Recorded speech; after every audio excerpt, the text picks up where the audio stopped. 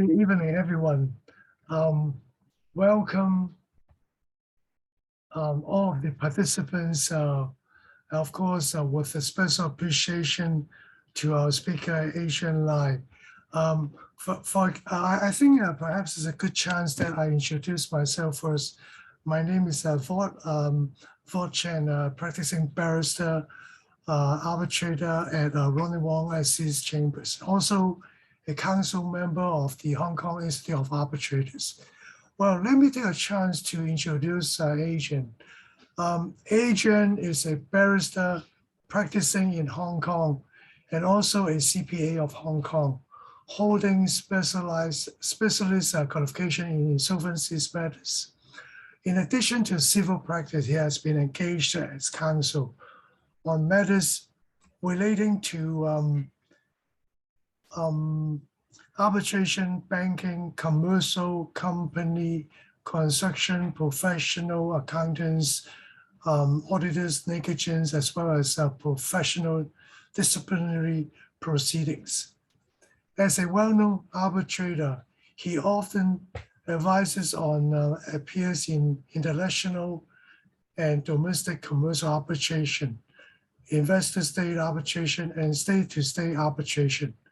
He's also the Deputy Secretary General of Asian Academy of International Law, and in such capacity, he participates in the work of UNCITRAL Working Group III and reports to the UNCITRAL as a China's national correspondent on Hong Kong's implementation of the New York Convention and UNCITRAL model law. So without further ado, let's put our hands together to Adrian. Of course, I also like to take a chance to remind all the participants that this webinar will be recorded, and some functions such as raising hand functions, starting video will be disabled. And also, if you have any questions in the last 15 minutes, please type that question in the Q&A chat box. And of course, it would be a named question, please. And at the end, please fill in the evaluation form. And in relation to CPD points that we have applied, so we will keep you posted afterwards, okay? And of course, we should follow the Las Vegas rules so that no audience should quote what the speaker has said, okay? So without further ado, let me have Adrian take the forum, please. Thank you, Voeux. Thank you, Voeux, for your introduction. And also thank you for the invitation from the Hong Kong Institute of Arbitrators to give me the floor to share my views on the topic of even pariahs have rights. When I pick this topic, you see that at the PowerPoint, there are 3 punctuations after the topic: a full stop, an exclamation mark, and a question mark.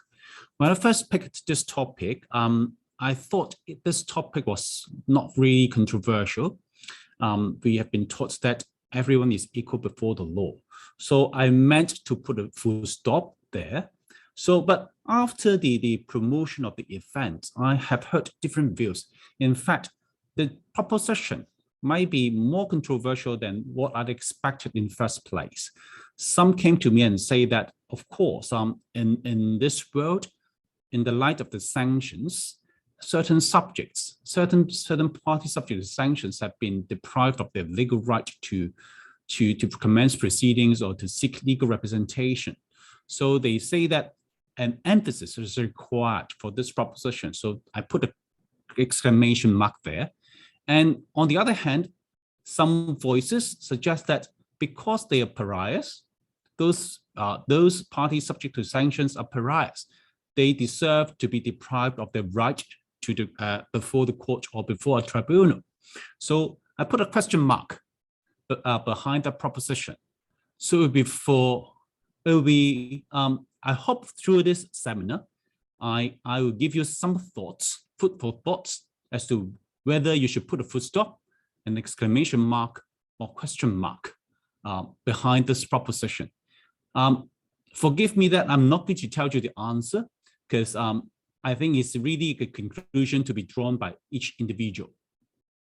Without further ado, I'll go to the, in fact, what I'm going to suggest in the coming an hour, I will doing I hope to provide food for thoughts on those 4 questions. First, insofar as the legal representative is concerned, when you consider accepting or retaining a sanctioned client, a client subject to unilateral sanctions by foreign states, what issues are involved?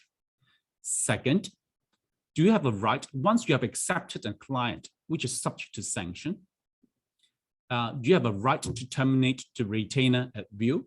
These are questions that to be answered by the legal representative. And also from an arbitrator's perspective, what is the relationship between the sanction and sanctioned client and your role to make, or your duty as an arbitrator to maintain independence and impartiality? And also, before you accept an appointment or in the course of discharging your duties as an arbitrator, what are the practical concerns as an arbitrator? I'm going through some very dry and boring materials. I thought I could have skipped these materials, but in the light of the controversy that I just mentioned, I think it's better for me to remind the parties or remind the audience some very fundamental principles. First is that the right to legal representation is enshrined in the ICCPR, the International Convention on Civil and Political Rights. You can see that Article 14.3 provides that there's a minimum guarantee of full equality of law before law in relation to criminal charge. So a person is to be tried and is entitled to defend himself in person or through legal assistance of his own choosing. So a defendant subject to a criminal charge has the right to pick his own lawyer. Protection is enshrined in the ICCPR. And you see that Article 14.3 only refers to criminal proceedings. But in fact, the right stated in Article 14.3, according to the UNHCR, the Human Rights Commission, confirmed that this article extends beyond criminal proceedings. In fact, it covers the rights and obligations in civil proceedings. So basically, equality before the law and access to justice is afforded to everyone, not just in criminal proceedings, but also in civil proceedings.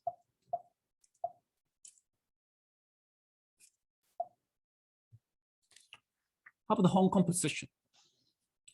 If you look at Hong Kong Basic Law, Article 35(1) provides that all Hong Kong residents have the right to confidential legal advice, access to the court, and the choice of lawyers.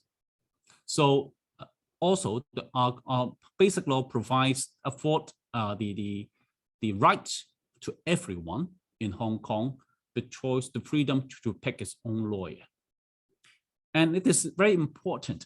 And this importance is enshrined in the case of Rondo and Worsley back in 1969 per Lord Peace. I would like to read out this passage because we'll come back to this passage after we cover another case from the BVI court. It's easier, pleasanter, and more advantageous professionally for barristers to advise, represent, and defend those who are decent and reasonable and likely to succeed in their action and their defense than those who are unpleasant, unreasonable, disreputable, and have an apparently hopeless case. Yet it would be a tragic, and I've underlined the phrase, it would be a tragic, if our legal system came to provide no reputable defenders, representatives, or advisors for the latter. And that would be an inevitable result of allowing barristers to pick and choose the clients. It not infrequently happens that the unpleasant, the unreasonable, the unreputable, and those who have apparently hopeless case turn out after a full and fair hearing to be in the right. Of course, I'm not here to pass any moral judgment on anyone who are exposed to sanctions, but the importance of Lord Peace judgment is that you can't pick a barrister can't pick his home clients because of the nature or the reputation of to the client. And that's why we have the barcode. I'm not going to read that out. The cap rank rule is enshrined in the barcode, but I will invite to read the audience to read those bolded words. A practicing barrister must accept the brief and must do so irrespective of the nature of the case, the party on whose behalf he is instructed, and any belief or opinion which he may have formed as to the character, reputation, course, conduct, guilt, or innocence of that person. So it doesn't matter whether when a barrister is instructed to take a case, it doesn't matter whether that barrister considers that client is a pariah or not. So long as it's within your competence, proper fees is offered, then you are bound to accept the instructions. And this is called, we call the cap rank rule. It appears to only apply to the bar. But is it the case? Look at the Gibraltar case, Escasina and Gibraltar House Authority. It's a very interesting case. It started as a ordinary PI case, personal injuries case, but it happens that the lawyers gave some negligent advice to the client. So it turned into a potential lawsuit for professional negligence. And that client, the victim, needed independent legal advice. But because the bar was very small in Gibraltar, so it's foreseeable that the victim will have difficulty in obtaining legal representation from one bar to advise the victim's merit of the case against another bar, another solicitor. The court, the Gibraltar Court of Force, appreciate the risk, and the court through his industry went through the common law back to a case back in 1357, the Sanctions and Stacey, and how that where no lawyer is willing voluntarily to accept a civil brief, the court has a power to nominate named members of the bar to take the case. This is subject to the would-be having a prima facie case and to arrangements being made for the payments of counsel reasonable fees. Of course, the importance of this case is in twofold. First, so the court arguably has a common law power to compel a lawyer to accept an instructions from the client when the client has been unable to locate a lawyer, to find a lawyer. And the second important point is if the client, if the parties is able to afford financially to pay a lawyer's fees, he should be able to locate a lawyer. Of course, where the party is not able, where a party is financially unable to afford the fees, the legal aid may come into picture. But putting that aside, the importance of this case is where a party is able to pay, there's no reason where that he should not be able, he cannot find a lawyer. The court may step in and intervene and name a lawyer to represent the client. Another aspect or very fundamental feature of the rule of law or access to justice is the lawyer's freedom from undue influence. Is set out in the HRC Special Rapporteur report quite recently, in April this year. Lawyers and free practice of the legal profession are indispensable to the rule of law and protection of human rights and independent judicial system. And also, both the Bar Code of Hong Kong and also the Hong Kong Solicitor's Guide, Professional Conduct in relation to litigation lawyers, provide that an advocate must promote and protect fearlessly by all proper and lawful means the lay client's best interest, and to do so without regard to his own interest and to any consequences to himself or to any other person. So within the boundary of law, an advocate is bound to promote the interest of the lay client, irrespective of his character, as I just highlighted under the cap rank rule. And the third fundamental feature of the rule of law is a party's right to independent and impartial tribunal. I don't think I need to emphasize this principle because this is a cornerstone of the arbitration system. Parties to the arbitration are expecting that the arbitrators will independently and impartially discharge the duties. It's set out in the basic principles on the in terms of international law platform. It's set out in the basic principles on the independence of the judiciary adopted by the UN Congress. I stated the relevant part there. And of course, the basic law, Article 85, provide that the courts of Hong Kong SAR shall exercise the judicial power independently and free from any interference. And as I said, independence and impartiality equally applies to arbitral tribunal.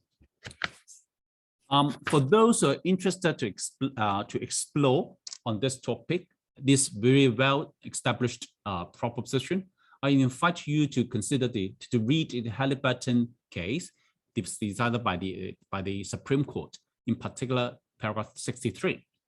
And in fact, if you go to the 2021 Queen Mary's report, Queen Mary London report, you will see that increased neutrality and impartiality of the local legal systems rank the second most important reason for parties to pick the seat of arbitration.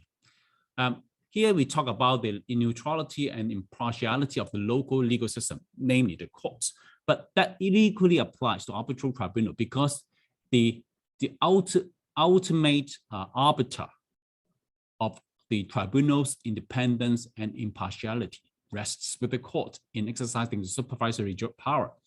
When an arbitrator, when there's a justifiable doubt on the arbitrator's impartiality or independence, and he refuses to step down, the court may intervene to compel that arbitrator to step down, or even if an award is delivered, the court may set aside the award.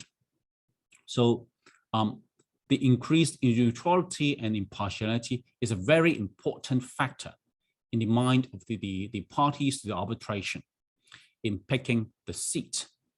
I've also set out the rules and the statutes. They're just example. You see the Hong Kong Arbitration Ordinance, you see UNCITRAL rules, HKIArb rules, but basically they tell us the same thing. It's the foundation of the arbitration system that the arbitral tribunal should maintain independence and impartiality in discharging their duties. And perhaps this case will illustrate the importance of a tribunal's impartiality and independence. It's a very well-known case, and also give us a lesson for those who are practicing as an arbitrator, the careful use of your social media. This is a case of Sun Yang and the WADA and FINA, the World Anti-Doping Agency and the FINA, International Swimming Federation. I think I need no thorough introduction of the case. Mr. Sun Yang is a Chinese swimmer, and he was charged with the anti-doping allegation. So a tribunal was convened, and in February 2020, the CS Arbitral Tribunal, the sports tribunal, rendered an award suspending him for 8 years of participating in international competitions. Mr. Sun, in April, filed an appeal to the Swiss Federal Court, which was the supervisory court, seeking to set aside the award. In June 2020, Mr. Sun revised his grounds of appeal, claiming that the tribunal chairman was biased. Let's see the basis of Mr. Sun's complaint. It appears that the tribunal chair was a very loved tweeters very much. He tweeted a lot, and some of them have been extracted in the judgment of the Swiss court in paragraph 5.1. I'm not prepared to read them out to dignify those comments. 2 points to make from those comments. First, those tweets, technically speaking, are not related to the complaint faced by Mr. Sun. They are dealing with different things, appearing from the alleged tortures of Undue in Yulin, in a city in China. But and the second point is, despite that, those tweets went far beyond merely expressing a view on what happened in Yulin. It was said to be off the limit and close to racist.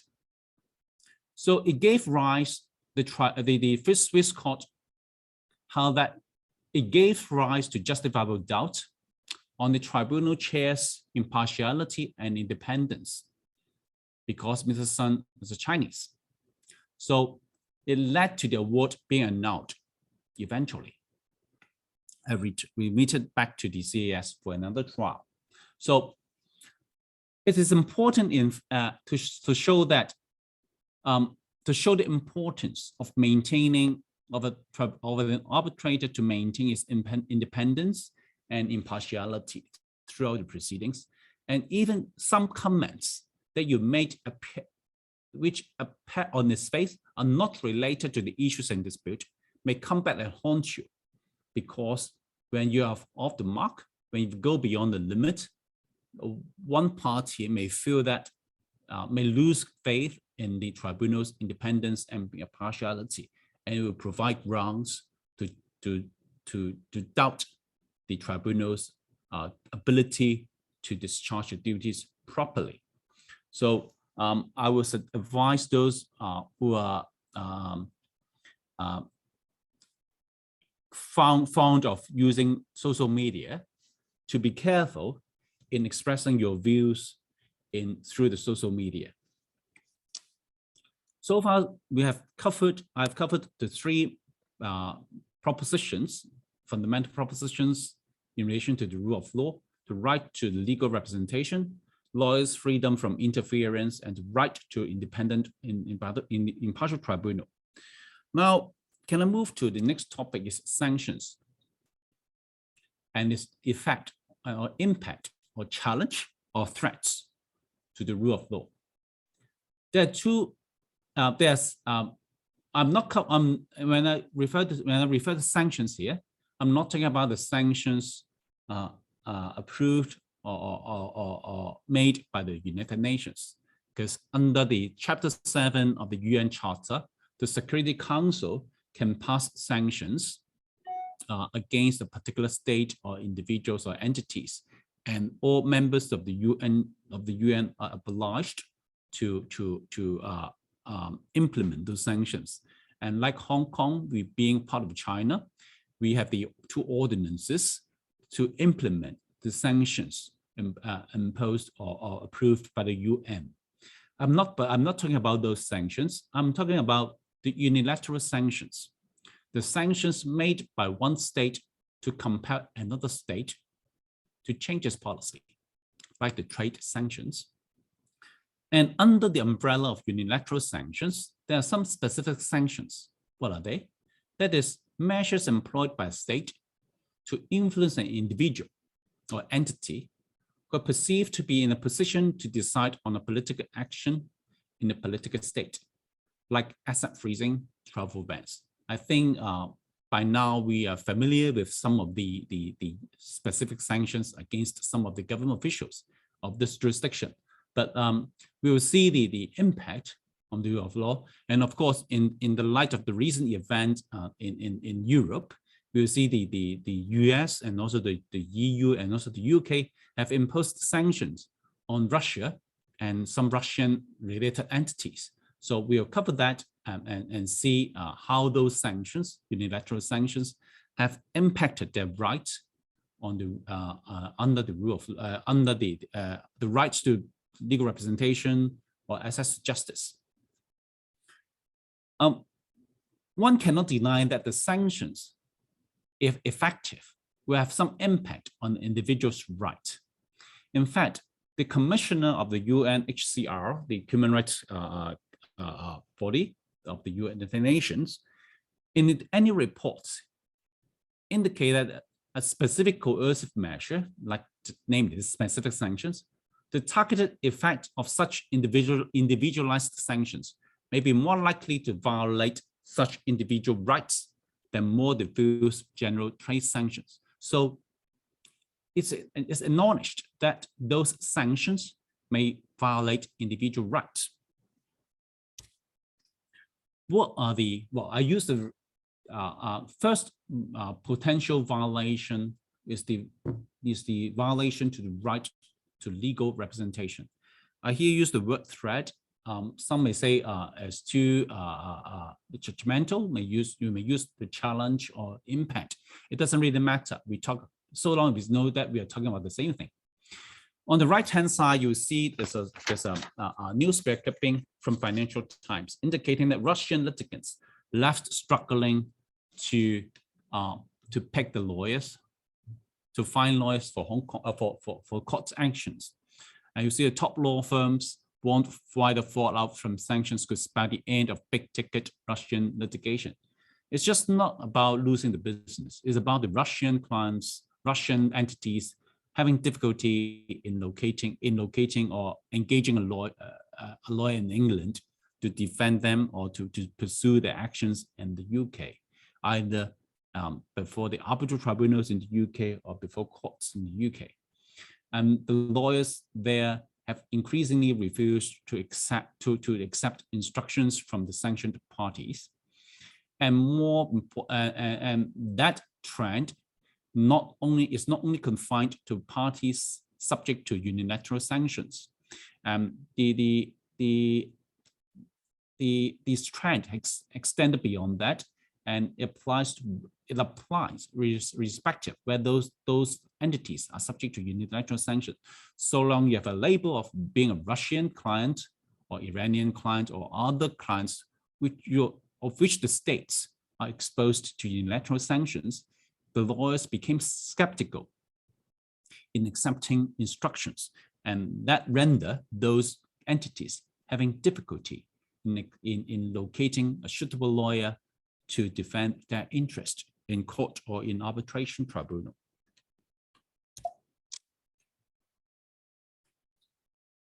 Another aspect giving rise to threat to right to legal representation is the political pressure. Here on the right-hand side, you'll see the Foreign Secretary of the UK it was suggested that her in a conference with the members of the parliament suggested that law firms in London have been delaying the government's effort to implement sanctions against Russian entities, some Russian individuals or entities. That no doubt gave rise to some political pressure on the lawyers accepting instructions from Russian clients. And they have also, some of them have also adopted the name and shame policy, because in the UK, if you want to conduct business with a sanctioned party, there's a way to do so. You obtain a license from the government that a particular transaction be approved by the government, and with the license, then you can conduct business with a sanctioned entity. It became a name and shame policy tactics, because the government officials may deliberately or inadvertently disclose the identities of the UK service providers, which seek to conduct business with the license granted by the government. So when you make an application, when a law firm make an application to the government seeking their blessing or their license to conduct a business with a Russian entity, that law firm will be exposed to being named in public, and that will cause the reputational concern of those UK law firm accepting instructions. And some MPs even suggest that those lawyers assisting or accepting instructions from the Russian clients should be exposed to sanctions because the law banning that they conducting business with those Russian clients, and also may face criminal liabilities. that would give another layer of pressure on lawyers accepting the brief or accepting instructions. In other words, that would narrow from the other perspective, it would narrow down the pool of lawyers that a Russian client or sanctioned client or client potentially subject to sanction may pick. Another realistic problem is fees. Because those sanctioned clients are subject to financial sanctions, they're not able to transmit their fees to the lawyers. So the lawyers will have difficulty in receiving fees. And after all, it becomes a really realistic concern, because if you are not able to receive fees for the work rendered, for services rendered, the lawyers may have no incentive at all to accept instructions. That would indirectly threaten an entity's right to legal representation. This is another, not only individual entities or private entities subject to sanction are exposed to the threat, are experiencing threat or undermining their right to legal representation. Even government.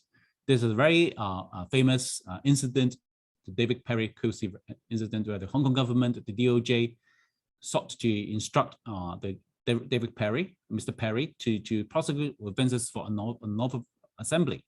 And the pressure and criticism in the UK started building up.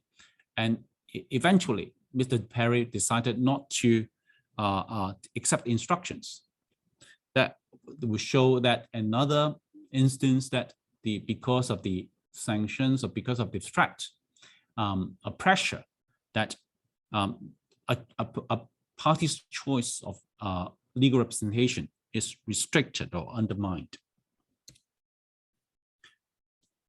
In Hong Kong, one question whether those unilateral sanctions have legal effects in Hong Kong. It's quite clear that those unilateral sanctions, because they're not approved by the UN, they have no legal status in Hong Kong. They're not enforceable as a matter of law in Hong Kong. In fact, it's been made very clear in the Hong Kong Monetary Authority's letter to the banks back in 2020. I'm not going to read them in the interest of time, but what is reality? The banks do not necessarily follow the give full effect to the letter of the HKIArb, because those banks which have their branches of business in the UK or UN or US, sorry, UK or US, they or even EU, if they conduct business with sanctioned clients, those banks may themselves exposed to punishment by those states. In fact, by example, if you read the HSBC Global Sanctions Policy Statement, it basically prohibits or restrict transactions involving parties on the sanction list, not just the sanction list of the UN, but also other unilateral sanctions. That will restrict quite significantly the flow of funds from those sanctioned entities to the recipients, like the lawyers, like the arbitral bodies. That would that would indirectly threaten the right to legal representation. As I said, when a lawyer sees no prospect of receiving fees for the service to be rendered to a sanctioned entity, it gives them no incentive at all to accept instructions. We have China, and China. What are the responses to the threat, to the threats? China, they last year, mainland, they passed the anti-foreign sanctions law, and it provides that organizations and individuals must not enforce or assist enforcing the unilateral sanctions against the Chinese citizens' organizations. You will see that this piece of law does not apply, does not afford any protection to non-Chinese sanctioned parties, and in the event it doesn't, it's not come into force in Hong Kong because it's not been enlisted under Annex 3 of the Basic Law. How about the common law position? How about the common law position, the English common law position? We have a BVI case, a very interesting case called JST VTB Bank and the Central cartooning. The VTB Bank, I just quoted VTB Bank, is a Russian state-owned bank. What happened there is that OGIR, the BY law firm, have been representing the bank throughout, and because of the bank subject to sanction and the light of as a result of the Ukraine war, OGIR sought leave to come off the record as a legal representative of the bank. They identified 14 grounds. I set out some of them here. They say that the bank was Russian state-owned. There was the Russian invasion in Ukraine was unjustifiable and unacceptable. And in any event, there were sanctions against the bank by the UK, and the OGS continue doing business or representing VTB Bank would be a breach of the criminal code, and also the internal ethics and code of OGIR would bar them from continuing to represent the bank. And lastly, the bank could not pay OGIR due to sanctions. The application to come off the record was refused. First, there are several reasons. First of all, is the sanction meant to deprive VTB Bank of the right to litigate? On this, perhaps I can also inform the audience that when this talk was promoted, we have received some comments. One of them would be saying that because Russia was done something pretty wrong, so it doesn't deserve any right to legal representation or access to justice. That's precisely was one of the grounds run by OGIR in this application. The Counsel for OGIR, I'm reading paragraph 13. The Counsel for OGIR accepted that termination would be disastrous to the bank, but he said that it was a good thing because reprehensible entities such as state-owned Russian banks should forfeit their right by being denied the right to litigate. The Judge Jack, rejected this proposition, this submission. He said that in my judgment, that would require special legislative provision. As the current president of the Law Society of England said in expressing support for law firm representing Russian clients, it's the job of solicitors to represent their clients, whoever they may be, so that the court acts fairly. It's how the public can be confident they live in a country that respects the rule of law. So rule of law is there. You need to afford a alleged pariah legal representation is in fact reflecting the rule of law. And the judge continued, denial of the right to litigate and to defend oneself in litigation could at least start to raise an argument that there was an expropriation of assets. This court should, in my judgment, be extremely wary of interpreting a sanctions legislation as having any intended effect beyond those which appear from the plain wordings of the legislation. How about the rights of the bank to legal representation?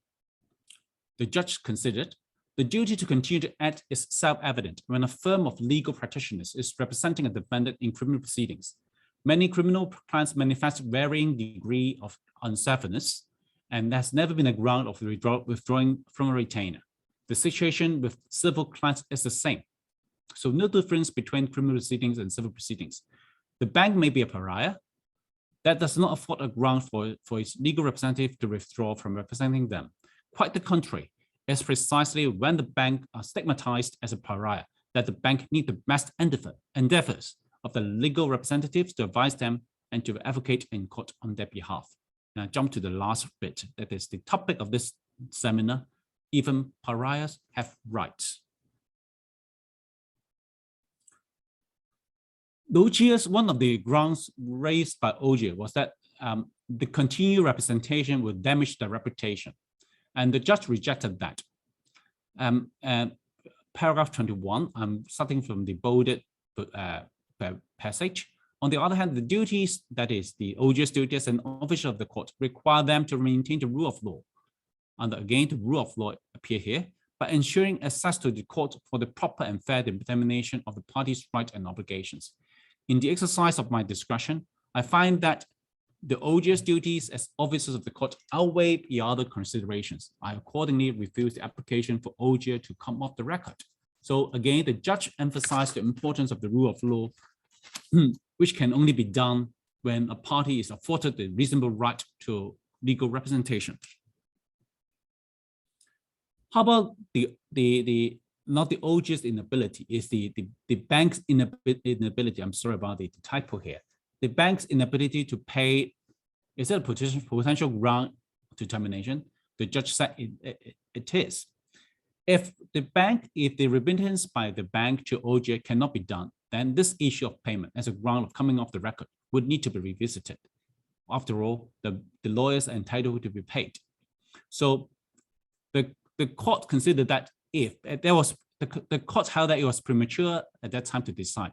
But if it turned out that the lawyers were not able to secure payment from the sanctioned party, then it would be a ground. It might be a ground for the lawyer to terminate the retainer, to terminate the instructions. And how about Russia? How do they respond? You see that Russia has amended. They have adopted a self-help remedy. They amended their procedural code, arbitration procedural code, by conferring the Russian local courts, domestic courts, an exclusive jurisdiction to handle disputes when one of the parties is subject to sanction. And even if there's this jurisdiction can even trump arbitration agreements.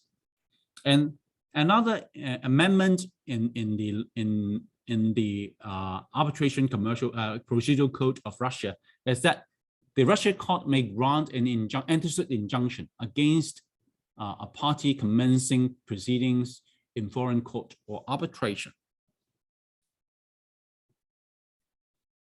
I'm going to jump the case, the first case, because in the interest of time, I'm like to cover the PISA case, the second case. Back in 2020, one was doubting the force of this, the teeth of this self-help remedy, because back in 2020, the lower court of Russia held that the applicant who sought the relief, so to speak, to move to have the dispute resolved in Russian courts, you have to prove that you have faced actual obstruction of justice because of the sanction. But recently, just I think a few months ago, the Supreme Court of Russia said they need not to do so.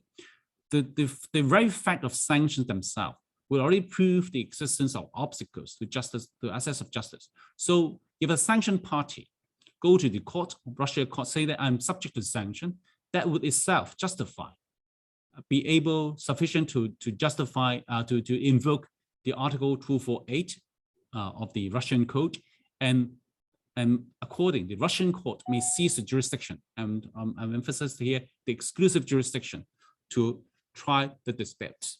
So this is a very powerful self-help remedy. Another threat because of the sanction or threatened sanction is the the threat to impartial and independent tribunal. Here, you see another newspaper clipping by some US lawmakers suggesting that sanctions should be made against judges and prosecutors of Hong Kong handling national security law cases. And of course, this suggestion was met by very steadfast criticism by the judiciary and the two bodies of the legal profession in Hong Kong. And because of the sanctions, various arbitral bodies have issued statements to deal with those sanctions. You have the joint statement of LCIA, SEC, and ICC. They basically maintain that the fact that a party subject to sanction will will not be treated differently. The integrity of the process will remain the same to ensure independence and impartiality. And we have the similar thing in Hong Kong. HKIAC, they have the sanction policy that 2.3 suggests stated that a sanctioned party will not be treated differently. But if that will affect the payment mechanism, the banking operations, HKIAC may find means to to deal with those situations. There are some practical issues. Even when a party, in the context of arbitration, when a party is subject to sanctions or potentially subject to sanctions, there will be increased complexity because the arbitral body, like the HKIArb, will ask more information, ask to double check that the acceptance of the case will not be infringing any the laws applicable to the HKIArb. And also arbitrators bias. I just referred to the Sun Yang case. Your opinions made in social media on various political issues may come back and provide grounds to one of the parties, suggesting that you're not able to be independent and impartial in dealing with a dispute involving involving party which have been subject to sanction. And also, the nationality of the arbitrators becomes important because the nationality may itself be used as a ground by one party or the other to suggest that your impartiality or independence is in doubt. In particular, when that arbitrator has made some public, has made use of the social media to comment on some political issues. But more realistically, is the ability to pay the arbitrators and arbitral body fees. After all, if you're an arbitrator, you expect to be remunerated by the party, irrespective whether the parties are subject to sanctions. If a sanctioned party is unable to pay your fees, then you present a very practical concern before the arbitrator or even the arbitral tribunal accepting the case. So this is my presentation. I have thought that I'll give some time to the audience to raise questions if there's any. Thank you so much, Adrian. I invite all audience to perhaps ask questions at this juncture. So please do so if you have any questions. Of course, as a moderator, I think I might have the privilege of asking the first question, if I may.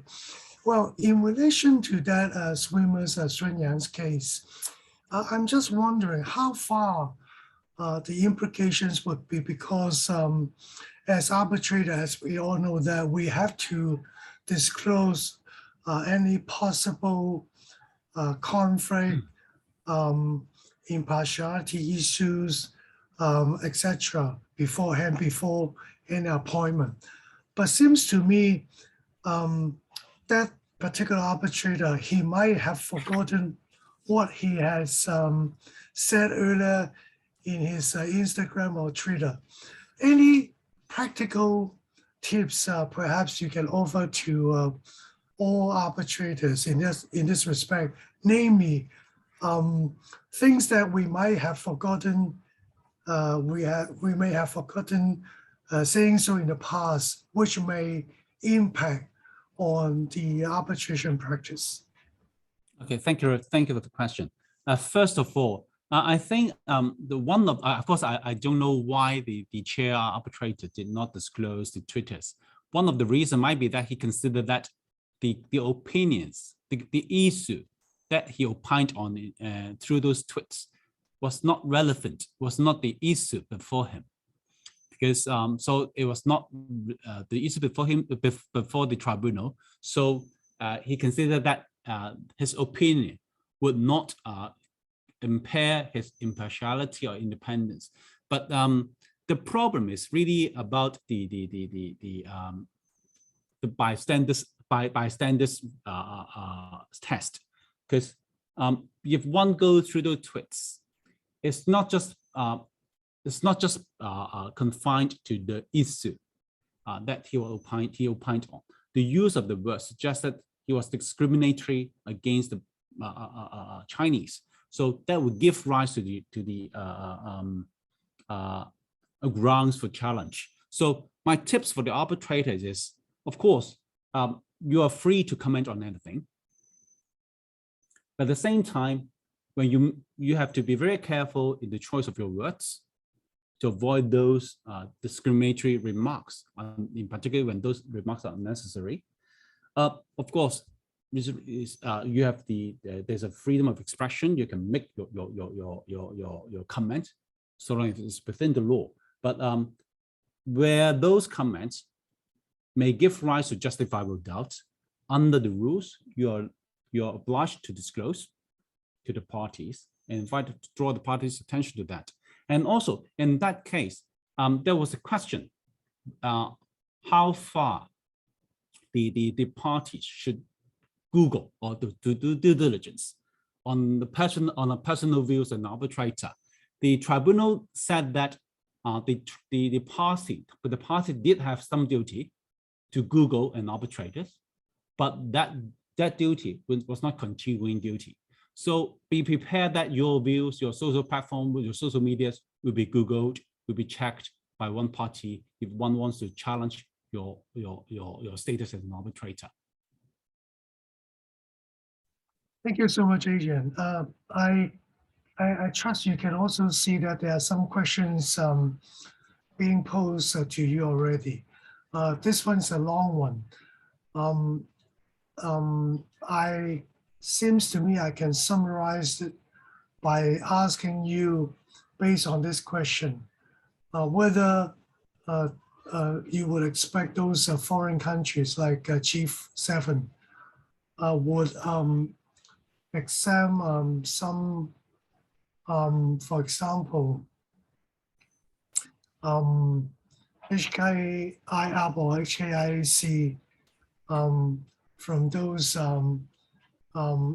some sort of sanction situations. I guess this is the question being posed to you.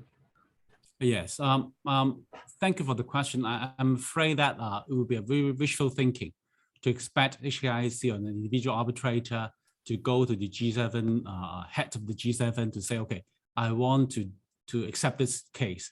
Please grant me the exemption. We don't have the license system in Hong Kong because we don't accept, Hong Kong, we don't recognize the legal force of those unilateral sanctions in the first place. So we don't have a license system. Of course, in the UK, if you happen to be dealing with an arbitration in seated in the UK or the US, you may see, subject to the law there, see whether you can apply for license under the scheme. But as I said, there will be a name and shame tactics employed by politicians. So your name will be there, exposed to the whole world that you're minded to accept a case. So this is personal choice. But in Hong Kong, I don't think we have such a system here. Thank you, Adrian. The next question, I don't know whether that may fall into the scope of this webinar. The question is as follows. Does the current practice of legal aid, I presume in Hong Kong, with respect to criminal matters, undermine the freedom to choose a legal rep? What do you think, Adrian? Thank you. Thank you for the question. I'm afraid that has, unfortunately, conflated the matter. The fact that when you talk about legal aid, that means you have limited means, you have no means to engage a lawyer. The fact that I'm talking about in this very confined scenario where a party has no means or has no sufficient means to engage a lawyer, it doesn't mean that you have complete freedom to pick any lawyers you want, because you're seeking assistance from the public purse.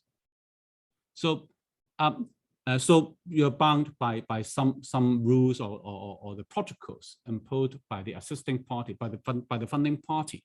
But unlike the case in the VTB Bank, unlike the Gibraltar case, in those two cases, the basis was that the parties were financially able to pay the counsel. It's just that because there's some external factors, the counsel refused to accept the instructions.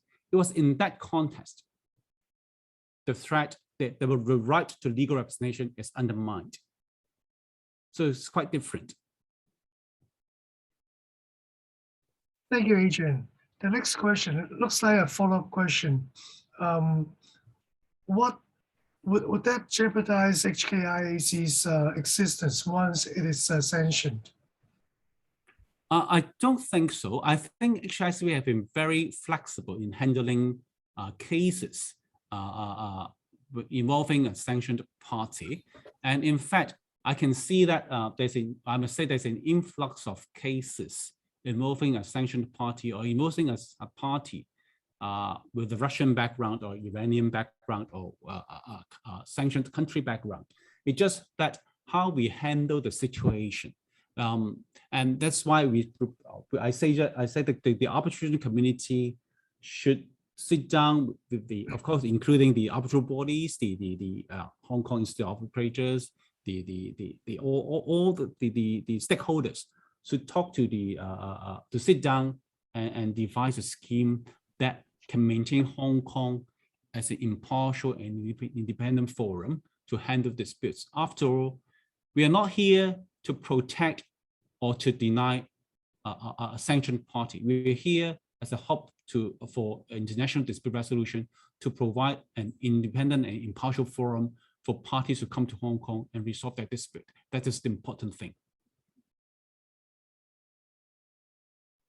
Thank you, Adrian. Another question, perhaps I read the part because earlier, I think when you discussed the VTB case, talking about one possible ground for like quitting the retainer is the potential financial implication, namely the client may not be able to pay. So it looks like this audience would like to ask if the major currencies clearing system does not allow this to happen, what other alternative clearing or payment arrangements are available to assist the Pariahs? Paul, thank you for your question. My answer is I will not be here. I know the answer. It's a very, very important question. And I think that we need urgently to deal with this situation. We need an answer urgently so that when the parties, because you see that the Russian parties or some other sanctioned parties, they're leaving UK or US because they have difficulty in locating a suitable lawyer. They move to Singapore, Dubai, and Hong Kong. And a practical concern is, first, I think we're confident that we can provide an independent and impartial forum for them to resolve their disputes. And second, the problem is really the funds, the transmission of funds. And that's why I repeat my answer that we need to sit down and find a way out.